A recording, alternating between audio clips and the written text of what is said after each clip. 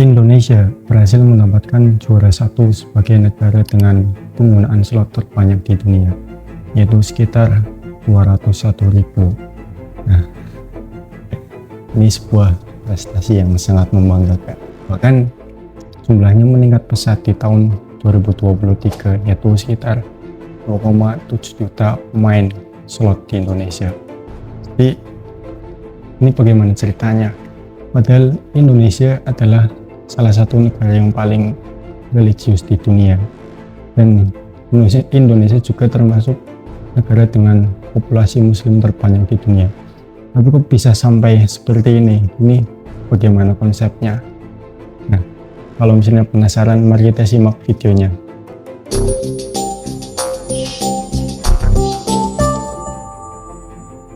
Apakah memang benar bahwa Indonesia berhasil mendapatkan juara satu sebagai negara dengan penggunaan slot terbanyak di dunia? Nah, untuk membahasnya mari kita coba lihat datanya dulu untuk membuktikan apakah ini benar atau salah. Yang pertama, tadi saya sebutkan ada 2,7 juta pemain di tahun 2023. Lah, dari 2,7 juta tersebut ada 2,1 juta pemain slot itu yang berpendapatan 100 rupiah ke bawah. Seandainya 10.000 itu kita gunakan untuk hal-hal yang lain, untuk beli sarapan, beli beras, itu kan sebenarnya lebih bermanfaat. Tapi kalau misalnya 10.000 dan misalnya itu dilakukan setiap hari, jadi betapa ruginya sekali. Sudah kurang, kok masih bermain slot, tambah membuat kurang gitu. Ada juga data yang lebih parah lagi, yaitu di Demak. Sekitar 2.000 siswa sekolah dasar itu bermain slot. Ini bukan hanya dilakukan oleh orang-orang yang sudah tua, sudah dewasa saja. Bahkan siswa-siswa sekolah dasar yang mereka masih kecil, bahkan belum remaja, tapi mereka sudah banyak yang bermain slot. Ini menjadi sebuah keprihatinan bagi kita masyarakat Indonesia. Kita perlu sadari kalau misalnya hal ini tidak segera dihentikan, maka akan berakibat sangat parah sekali, karena kerugiannya juga besar, bukan hanya dirasakan oleh masing-masing individu, tapi juga untuk negara dan masyarakat. Dan ada data lagi, yaitu ada guru yang sampai jual 26 komputer sekolah. Demi apa? Pasang slot. Ini gila sekali kan? Coba, padahal dia guru berpendidikan yang harusnya, yang pas, yang tentunya itu sudah memiliki wawasan yang luas, tapi kok masih tega begitu menjual 26 komputer milik sekolah. Jadi kan ini ada sebuah alasan besar kok kenapa sampai seperti ini. Ada lagi yang kemarin-kemarin viral itu kan, ada pejabat yang sedang rapat tentang rakyat tapi ketahuan bermain slot. Kalau kita lihat transaksinya di judi online itu meningkat drastis dari tahun ke tahun. Dari tahun 2021 transaksinya itu sekitar 57 triliun. Ini bukan uang yang sedikit, sangat banyak sekali. Tidak cukup hanya itu saja, setiap tahun mengalami peningkatan. Di tahun 2021 57 triliun, tahun 2022 yaitu 81 triliun. Tahun 2023 ini sangat gila sekali peningkatannya, yaitu 327 triliun. Di tahun 2024 triwulan pertama, yaitu jadi Januari, Februari, Maret tahun 2024, transaksinya sudah mencapai 100 triliun. Tepuk tangan. Baru 3 bulan saja sudah mencapai 100 triliun. Kalau mungkin kalau sampai akhir tahun bisa sampai 1 kuadrat triliunan. Kalau misalnya masih banyak masyarakat yang melakukan judi online ini. Dan bahkan promosi slot ini itu sangat nekat sekali. Karena apa?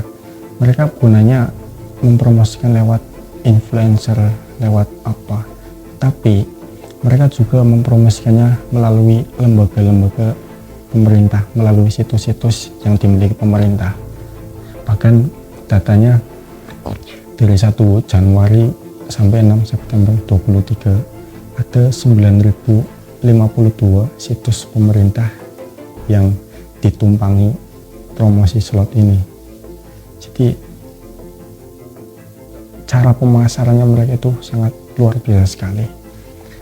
Di tahun 2023 sampai 2024 juga ada sekitar 5.000 rekening yang diblok oleh pemerintah, yang rekening ini diduga itu melakukan transaksi di judi online. Jadi berhati-hatilah kalian yang sudah melakukan atau yang sedang melakukan judi online ini, karena rekening kalian atau apapun kalian atau dana kalian yang dikaitkan dengan judi online tersebut itu dapat terdeteksi oleh pemerintah. Jadi harus diwaspadai, bahkan harus dihentikan mulai sekarang juga sebelum dampaknya itu sangat berat. Karena judi online juga ini mempunyai dampak kerugian bagi masyarakat sekitar 227 triliun per tahun. Untuk negara sendiri sekitar 138 triliun per tahun. Sangat besar sekali, bukan? Nah, saya juga heran mengapa banyak sekali masyarakat Indonesia yang masih kecanduan dengan slot. Padahal sebenarnya algoritma slot itu sudah dirancang sedemikian rupa agar keuntungan lebih besar didapatkan oleh bandar.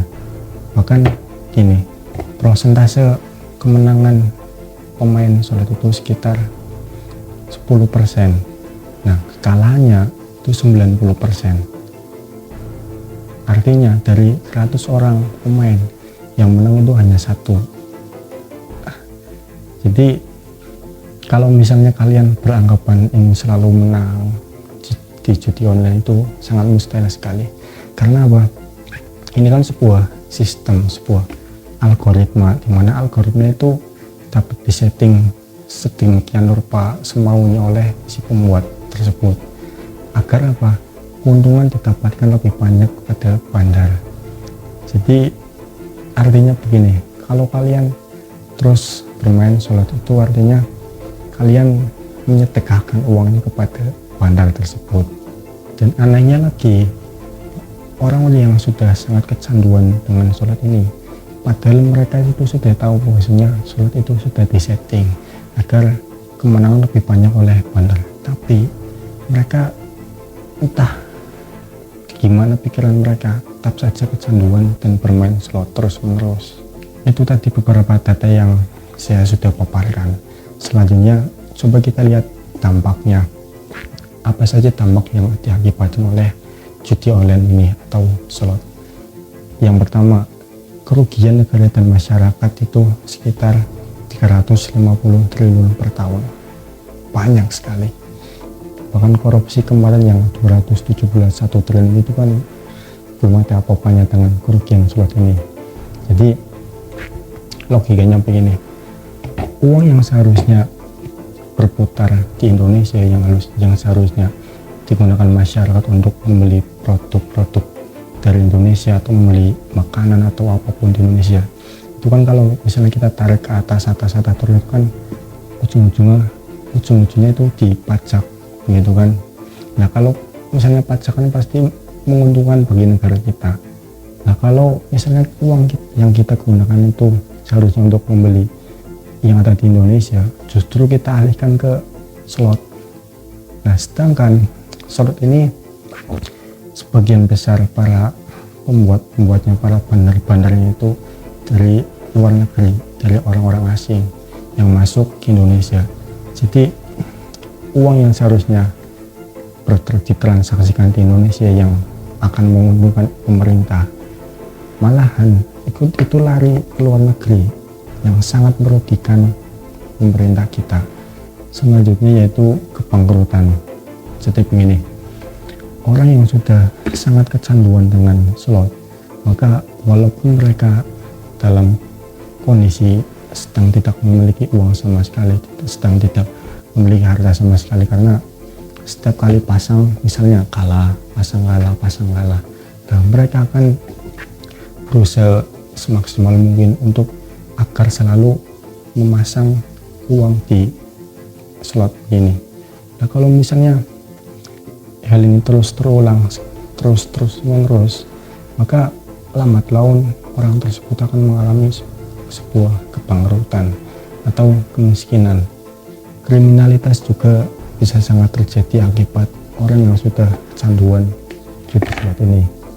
Karena begini, yang saya tadi sudah jelaskan, orang yang sudah sangat kecanduan dengan judi online itu akan melakukan segala cara apapun itu, baik itu yang haram maupun sangat dilarang negara. Orang yang sudah kecanduan bermain judi online juga akan sangat bertambah pada kehidupannya, di mana kualitas kehidupannya itu menurun. Dan kalau misalnya sudah berkeluarga, maka kemungkinannya itu menjadi perceraian.